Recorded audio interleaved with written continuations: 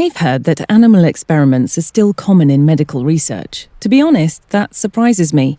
Are there really no alternatives?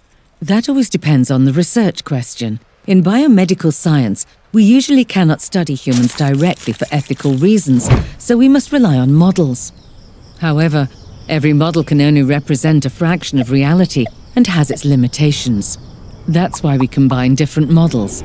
For example, we use organoids, mini organs based on human tissue, computer-assisted simulations, and 3D bioprinting. Animal research is also part of these models. Unfortunately, however, it subjects animals to distress. This is one reason why researchers around the world are working to find new methods that do not involve animal experiments. So how exactly do these new methods work? With organoids, we can model, for example, miniature intestinal or brain structures. This lets us observe how diseases develop, or how drugs interact directly with human tissue. 3D bioprinting makes it possible to build tissue layer by layer, for instance, small sections of liver or heart tissue.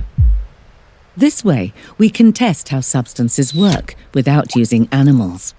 Computer models help us process vast amounts of data and predict how diseases might progress or the potential effects of drugs. But if there are already so many models based on human tissue, why aren't we relying on them completely? For example, highly complex research areas, such as studying how different organs interact, still lack fully viable alternative methods. In addition, in academic research, our questions tend to be substantially broader in scope, more diverse in nature, and often considerably more complex than those typically addressed in standard toxicity testing. Hence, depending on whether we are investigating an infection, a metabolic disorder, or a neurological disease, we need a wide range of different models. Okay, so there is still a lot to be done. And why haven't animal tests been replaced in toxicity testing? There are currently only relatively few approved alternative regulatory methods, such as tests using human tissue models or computer-based simulations. However, before such methods can replace legally required animal testing, they must first be scientifically validated and approved. When a new drug or chemical compound comes to market, it must always be tested for toxicity, for example, to determine whether it harms the liver. Once an alternative has been developed and approved, many animal experiments can be replaced at once.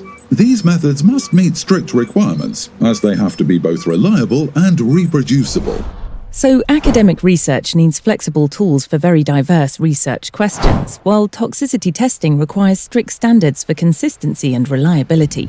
But it's clear that much more effort and research are needed in both areas to make animal experimentation gradually obsolete. To speed up this change, we need clear political frameworks and a strong commitment to consistently pursuing new approaches in research, regulation, and policy. Every animal that can be spared is a success, and a step closer to medicine no longer relying on animal testing.